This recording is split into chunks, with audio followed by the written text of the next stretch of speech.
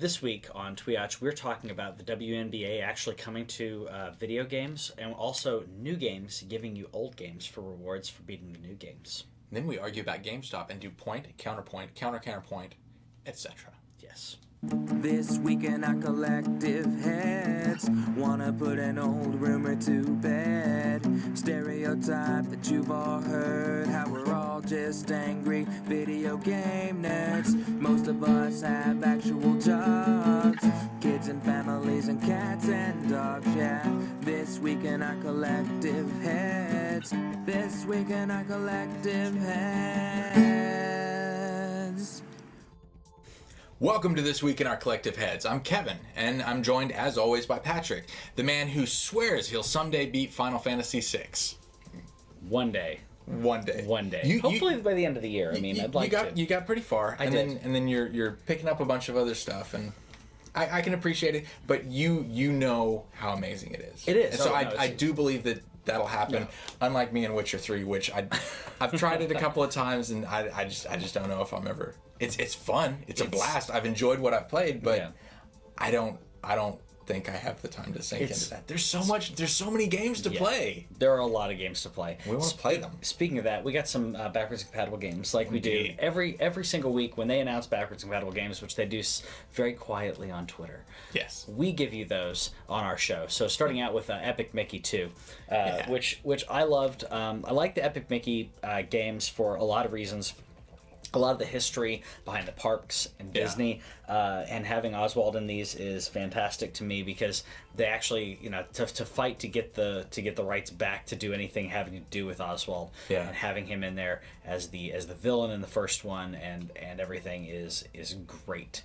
I'm a fan of this. I think it's a fun game for all ages, in my opinion, especially if you have Disney fans in your life. We also got Toe Jam and Earl. Yes. So from the Sega Vintage Collection. Yeah, I didn't actually play a whole lot of games on Sega Genesis, but this one I did. And this game is just... It's what would what would cool people be like on an alien planet in the 90s. Yeah, because they're the cool aliens. They're the coolest. Toe Jam and Big Earl. Big Earl. Yeah, I was always a fan of Toe Jam and Earl, specifically because they're the cool kids. Like the game was cool, but it was the persona to me that made those games and it made people want to play those games. Yeah, and it was also fun because it was the cool kid motif, but unlike any other cool kids we'd ever seen before. I mean, backwards hat, sure, but the number of legs is not the typical number of legs I see on the cool kids. It was so good. It was so good. So those are the backwards compatible games that we got, which again they keep adding to that list. I mean, it's growing and growing and growing, and more games. Some of which you'd expect, and some of which you wouldn't. Epic Mickey, great. I wouldn't have expected Toe Jam and Earl, but it's great that it's getting on there because that means your digital collection just carries over, digital and physical discs if you had the physical discs of Epic Mickey. Yes. Yeah. So that's really fun. And just as a preview, for our topic of the episode show this week, we're going to be talking about default weapons. And this goes back to, like, a lot of times you start off and they'll give you something kind of pitiful, but, you can always go back to it because it's going to have infinite ammo, and that way you can always beat the game. And so we reached out to the community and asked, what are your favorite default weapons in games? Yeah. And so we're not talking about, like, the Master Sword is technically your default weapon or whatever in Zelda, but this is more like it's going to show up more in like shooter type games or things like that. Well, you get the Kokiri sword first anyway, so if you're playing and that doesn't count. Nobody goes back to the Kokiri sword. Yeah. But we'll talk about that on the topic of the episode show. So if you're watching us live, then send that. If you're watching this on YouTube or listening to the podcast, I'm sorry it's too late, but we will get to you, I promise. But you can comment. You can comment because we like seeing those and we like that interaction.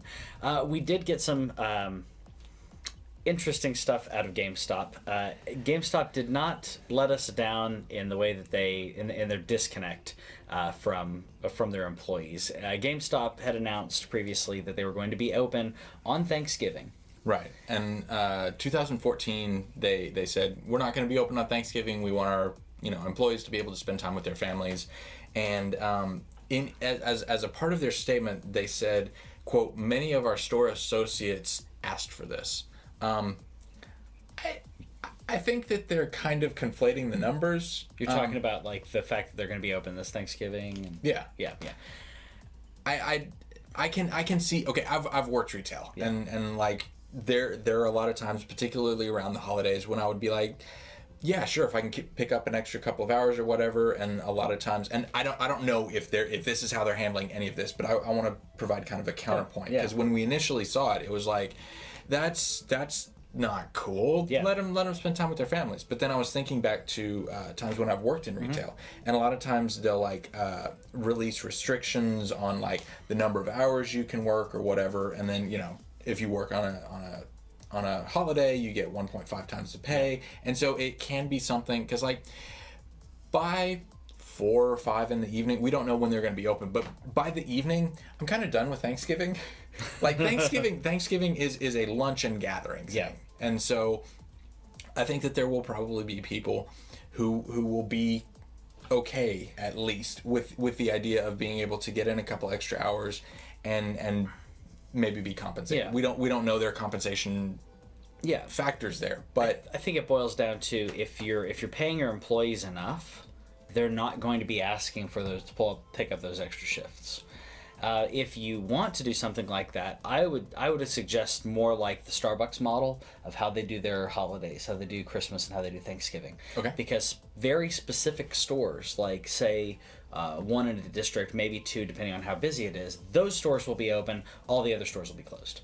So your very high traffic stores, maybe they're the stores that are really close to shopping malls in that area, like in Frisco, for instance, Preston and Warren's is always open. In Plano, there's specific stores that will be open because of their traffic. And then they the can other kind stores of pull shut in down, employees from, and it's all volunteer. Okay. And everyone who's at that store at that day volunteered to be at the shift, so that way no one is forced to work that shift. If GameStop did something similar to that, I think I'd be happy with it. Unfortunately, the way that GameStop runs, they wouldn't do that. I liked that about Starbucks, because I could pick up an extra shift when they said, hey, who wants to work Christmas Day? And I'd go, I can work after 12. And they'd go, yeah, that's fine. Start your shift at 1. Fantastic. I do all my Christmas stuff in the morning and do that. Similar with Christmas Eve. They were like, oh, we're shutting down the store Christmas Eve at 5. I'm like, that's fine. I will close the store, because then I can close the store and go to whoever's house, my family's house, and be there at 6 or 7. Yeah. So doing it on a volunteer basis and limiting the amount of stores that are open funnels your customers, so that way those stores, it's actually more efficient, because not everyone is going to go to GameStop on Thanksgiving. Yeah. You're going to have a handful of customers. So I think that would be a better model if you want to do it. I think this just shows that they're you have people in retail not being paid enough. So I'm not sure how far down the line we are on counterpoint, counterpoint. Yeah. But a substantial number of GameStops are in malls. Yep. Those won't be open because the malls won't be open, right? Because they don't open. I know Stonebriar won't be. If the so mall's you can't closed, get into the Stonebriar GameStop. Yeah. So if those get funneled out, then it could be a volunteer thing. We don't know. It could be. So we're going to stop talking about that, because there's a lot of information we don't know, and we can just complain about retail. But the bottom line is, we're glad we don't work in retail anymore. Yeah. I'm very glad about that. Speaking of that, I'm glad I don't work retail when the Super Nintendo Classic comes out, because I want it so bad. I want it. I'm going to pick one up. What am I saying? I'm going to pick one up, but I think that this is another rush, of people that are going to be there.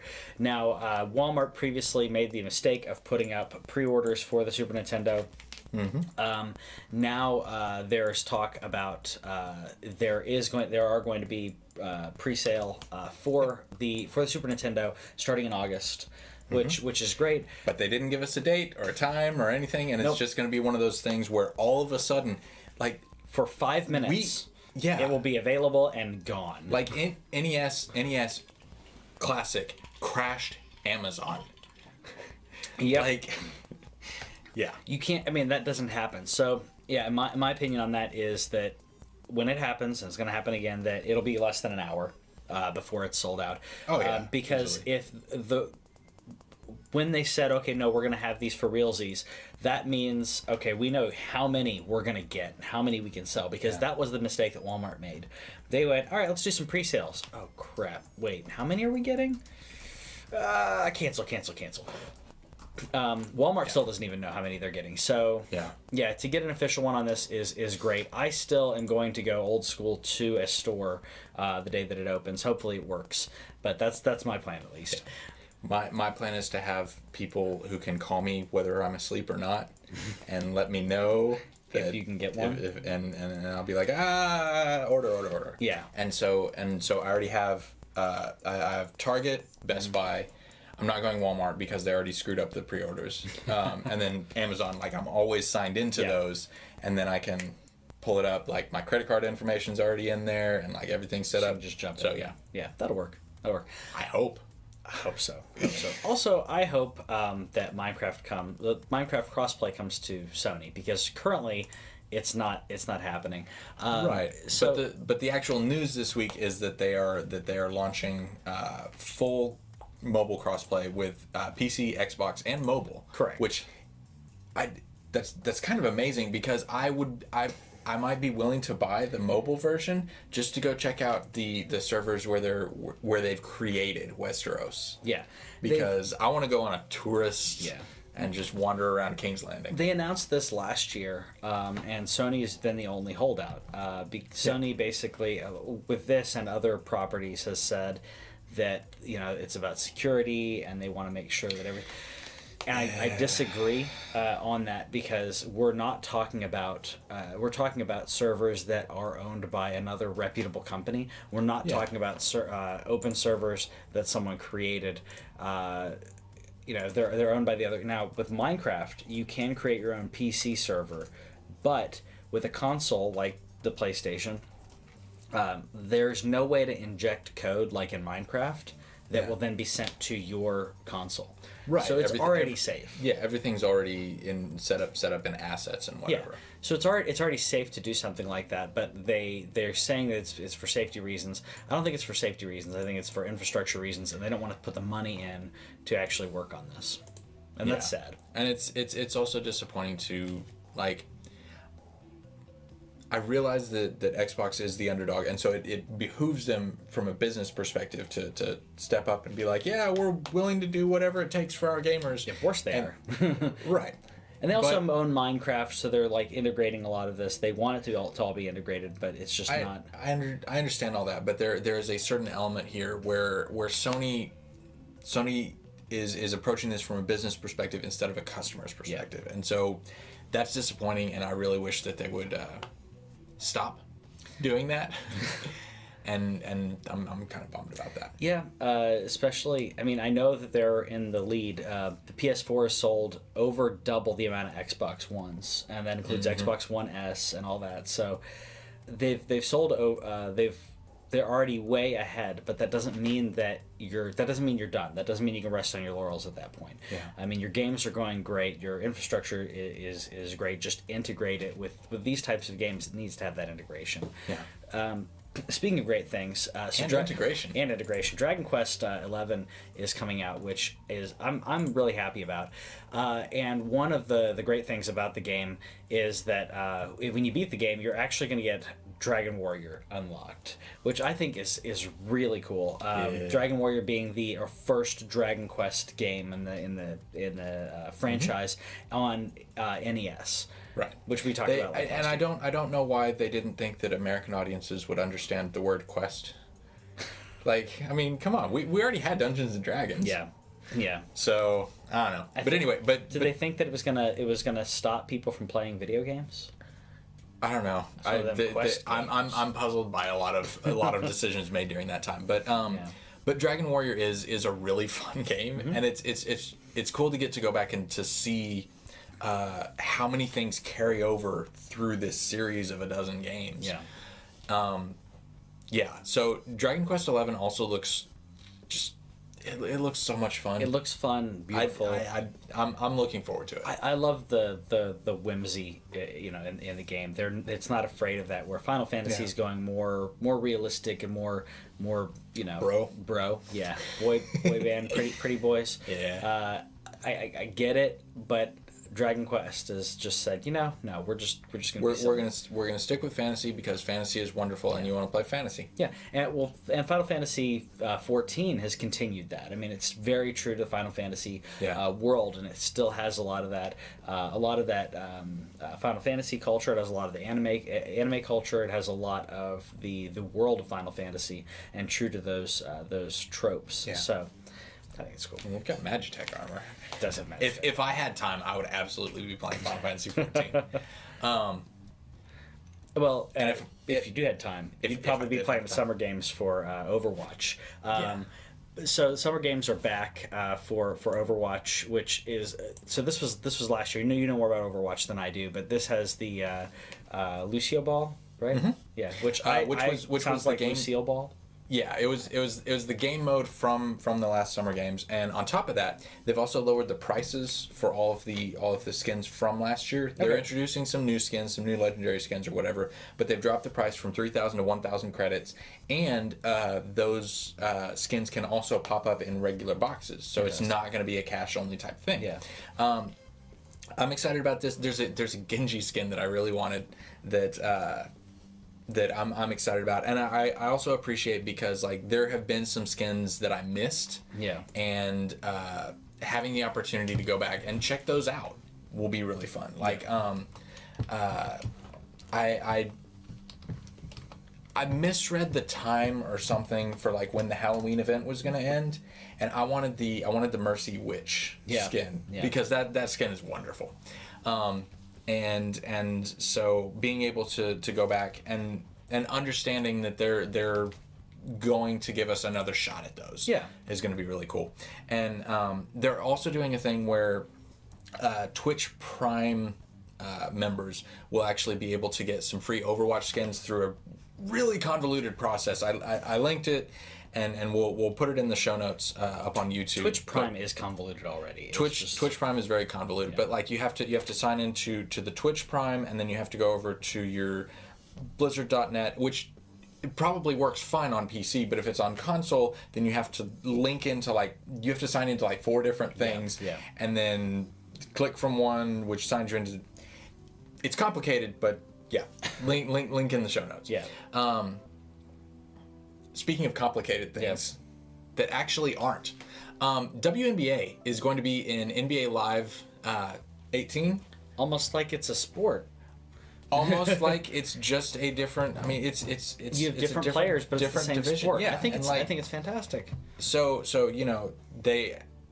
I'm interested to see how the gameplay will vary, because watching WNBA, I have a cousin who plays basketball, and so I watched some of the WNBA games with her, and it is a very different pace of game, and I think it'll be interesting to see, because they could just make the game identical in both. But I think it'll be interesting to see how they balance it and what they do to the actual players themselves. It's different pace and different dynamics. There's a lot more fundamentals and more finesse, and I don't mean that in a feminine way. I just mean there's a lot more subtleties involved. Well, there's not the WNBA. There's not as much showboating and the egos that take over, because if you're watching the Lakers, I don't even know if he's still playing, but Kobe Bryant, he just, I'm in charge and I'm going to do all the things. And that's one of the reasons I don't like him. Because you watch Jordan, you always knew where Jordan was, but he always knew where everybody else was. You watch Kobe, and you think that he thinks that he just has to take on everything, and it's this is a team game. I know you're the star or whatever, but come on, work with the other people. Jordan was scoring and making those points because he knew he could. Mm-hmm. But that didn't mean that. And he took opportunities when they presented themselves. Kobe forces stuff. Yes. Anyway, exactly. So I think it's great that they're being included in there.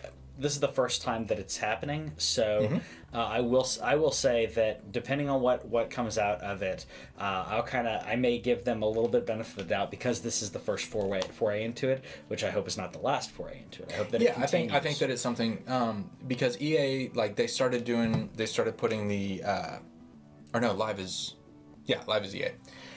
There's two different basketball games. I don't play either one of them, so I get them confused NBA sometimes. Live, NBA 2K14, Yep, that 6, and yeah. But yeah, so like they introduced the story mode into whatever game it was they put it in first, and then they've rolled that out to the other games, and they've continued to do that. So I think WNBA is here to stay. I hope it is. I'm especially happy for fans of WNBA who wanted to play. This is just getting more people to buy your game, because if you had a WNBA game standalone, the cost to make a completely different game would be sizable. It really would be. Because they don't have as big of a fan base, unfortunately, they're not going to have as many people who buy it. But you're tapping into an audience that would probably pass on the NBA game previously. So I think it's really cool. Yeah. Another thing that I think is really cool is that usually I'm not a fan of censoring, but in this case I am.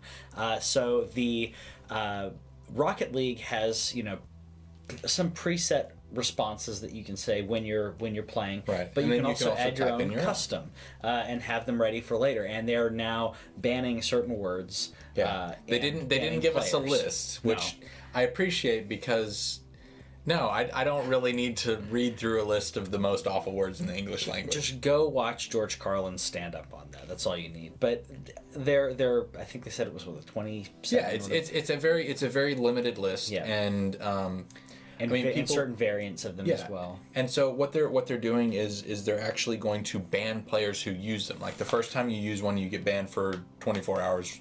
Next time is 48. Yeah. And that's another reason that I'm glad that they're choosing not to release this list, because it will actively discourage people from using the bad words that they know are bad and shouldn't be saying. Yeah. Well, and if they knew which words were bad, you would use other words or try to speak it up. And so I think it's great. I mean, there's one thing that when Rocket League first came out, that's one of the aspects that I liked about it was those predefined responses, which that was before I realized that on PC and everything you can edit those, and I guess you can do it on the console as well. You can. I hadn't realized that before, and I thought that my first thought was this is great because if you're playing with kids, your only responses that they're gonna see are there was the one that I guess would be cursing, but it's a bunch of symbols, but the rest are like nice shot and oops and responses that would be tame but tell you exactly how the person was feeling. So I'm going to have to log back into to Rocket League, and I'm going to have to test and see if they'll let me say poop trash after my goals. Because there's a long story. Yeah. It's a long story, but poop trash is a declaration in my house of well done for various reasons. I almost feel like poop may be innocuous enough that they're just fine with it. Yeah. Because there's so many other words. 20 is a very limited spectrum of words, and so if you're going to throw out the Carlin's words and then racial epithets, you'll probably get to 20. Probably get to 20 at that point. So, there was Tom Clancy's Wildlands was announced quite a while back, and we're actually going to get a 5-hour demo of this, which I think is great.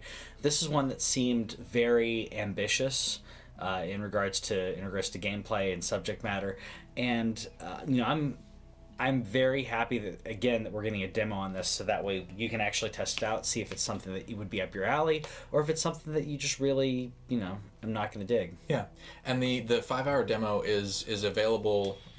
You can do either the single player or the multiplayer, which cool. I appreciate. That's very cool. It's just like, they're just letting you play the game, and if you really are interested in the game, 5 hours is not going to be enough for you, and then you buy the game, which is what demos are for. Yeah, I mean, so this is something. I know Tandem Cannon's been into Wildlands for a while, and so I'll probably try multiplayer with them and just see what happens and see what we can blow up in 5 hours. Exactly. I think that when I saw it immediately, I thought, oh, it's like multiplayer Just Cause kind of, out there, just because of the environment and the openness. But again, getting these games, it's weird to me because back in the day, like almost everything had a demo. Yeah. And now, well, Xbox Live Arcade required a demo when they first launched. Yeah, but now, but all these AAA titles that are coming out without demos or without, and it's irritating to me. But I love when companies do this, where it's like, yeah, it's just a 5-hour demo or an open weekends where you can jump in and play, because if it's a multiplayer game, you're gonna need more. You're gonna need your fix. And if it does in fact hook you when you didn't think it would, this is the way to find that out. That's exactly right. So I don't have a segue here. So Dynasty Warriors 9 is coming to Xbox. Speaking of games that a PC. lot of people might not think they would like, but they should because they're fun. There we go. Dynasty Warriors 9. So previously we thought this was only coming out on PlayStation. It's going to be coming out to Xbox One and PC as well, which I'm fine with. PlayStation has a lot of exclusives already. I don't think that this hurts anyone. I think this is great, especially for Dynasty Warriors, to get in the hands of more people, because while it's a continued franchise that keeps making money, I think that limiting who is able to play it is kind of sad, especially that with Xbox's dismal exclusives, the more that they get, the better. Yeah, and I really enjoy this series, always have. Yeah. Just because it's fun to go through. There's not a lot of thought in this game. It's a relaxing thing where you get to commit genocide. Sure. I mean, relaxing genocide. Who doesn't need more of that in their life? I think that it's a game that doesn't require as much strategy and planning, and you can just hack away. And Whitney likes those, so she'll probably like this. Because a lot of games requiring a lot of strategy, it's like, I have a lot of that going on already. Sometimes I just want to tune out. Yeah. So that does help. And I'd gravitate towards the more intense, the harder, the games that push back. Dynasty Warriors really doesn't. And it's like I said, it's just relaxing. It is. And I appreciate that. Relaxing genocide. So maybe the person or people or team who did Unsung Story relaxed a bit too much over the past 5 years. Possibly. Because, Unsung Story was one of those Kickstarter things that happened, and they were working on it, and they swore it was going to show up, and they weren't able to finish. Yeah. So they've handed it off to somebody else who's gonna take the assets and finish the game. The last line in this letter was really telling. It said, as far as where we are, where the game is in development, and all of those kind of things, please direct those questions to the PR of the people who have taken over, and it was very much, this developer is washing their hands and walking away. Yeah. I think that a lot of Kickstarter successes, the big name ones, showed up, and they were ambitious, and I think they also undercut the idea of just how much work it takes to make a game, and so the ability to really take on a project of this scope was just not something that they were capable of doing. So I hope that Unsung Story comes out, but for now, it remains unsung. It does. A lot of game developers, I've been looking a lot into the early development, like developing games in Unity and such, and I'm about to go through a course actually on it, and I was reading through a lot of people's suggestions and their tips and everything, where it's like, hey, if you're first getting into game development, this. And the one thing that I keep seeing people pop up there is your first game, when you start, should not be big. It should be ridiculously small. And then you take that and you build on it. You take, one little piece of your first game, and you're like, I did that really well. And then grab that aspect of it. I did this really well, and this was really fun. Yeah. Let's see if I can take that and do the next project. Because most people. So there was a I saw this multiple times, people who had a college course, and it's like, you have to have a working game, and these are the requirements by the end of the semester. And over I saw people who were like, they split up the class into like 10 or 12 groups, and 2 of them got it. Yeah. And the rest of them didn't, because they were thinking of something so ambitious. The ones that had a complete game was, it was very simple platforming, or it was very straightforward in its subject matter, because you can't do something huge in 3 months or Edmund McMillan is one of the big names in indie development. Yeah.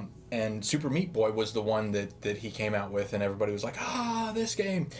That's his 17th game. Yeah. Like, he had been making concepts and ideas and learning, and the more projects you do, the more you learn, the more you develop, the more your skill set grows, and that's just how that works. Yeah. And so I'm not sure where Kickstarter goes, but this is another story of Kickstarter. Yeah.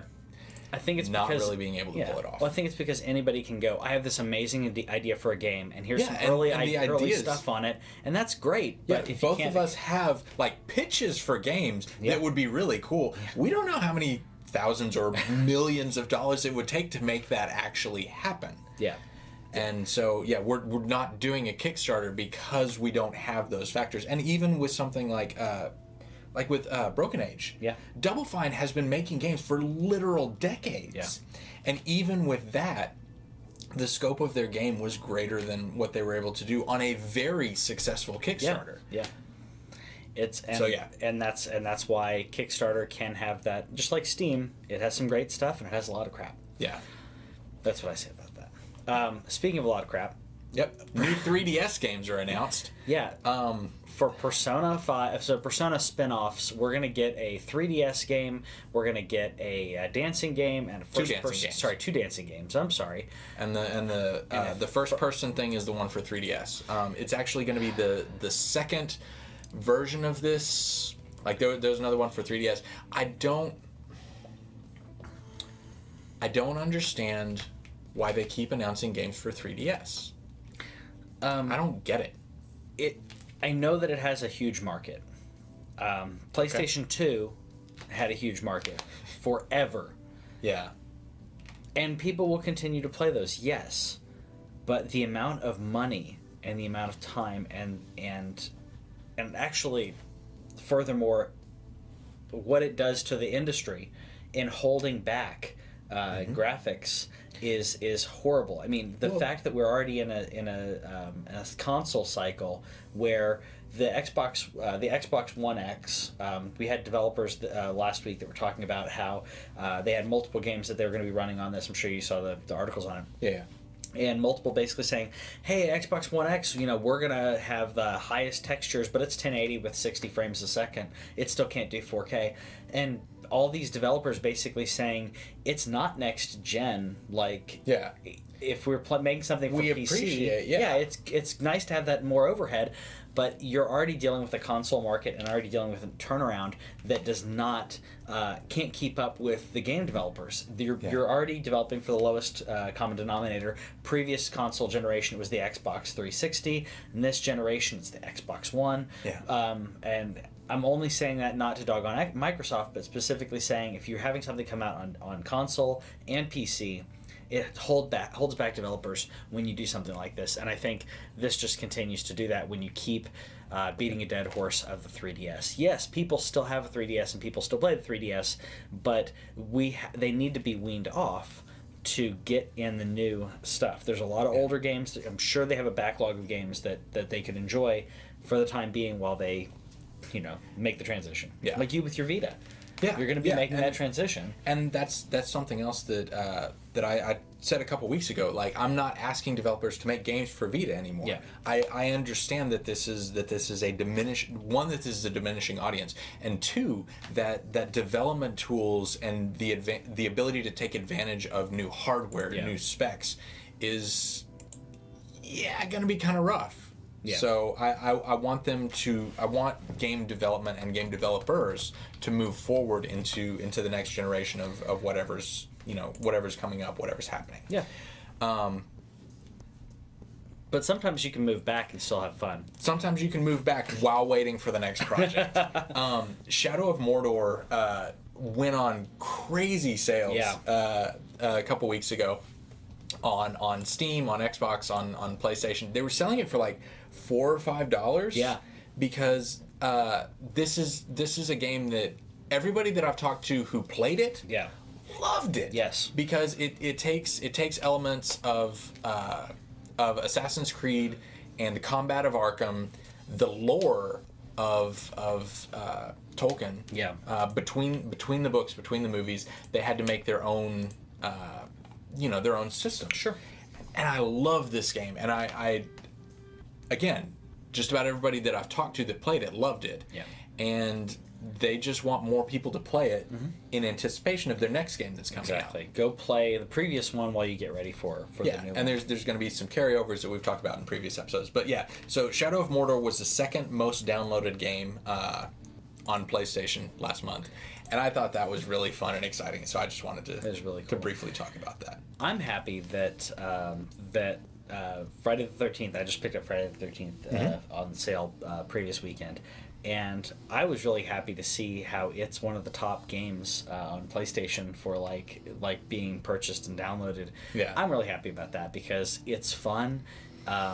It's again one of those games that go in there and just experience it because you're gonna die. But it's interesting how you die, and you can spectate other people, which I think is just as fun. Whitney and I were playing the other night, or I was playing, she was watching. And I would die, in like 4 minutes, and then could spectate for the next 10 and watch other people try to get something. And we're just like yelling at the screen. Go team! We're just yelling at the screen like, oh, he's going through the window. He's going through the... Oh, I got him. It's really cool. That's nice. Really a fan. Yeah. So there were a couple of products that we wanted to tell about because they're fun and weird and exciting. Yeah.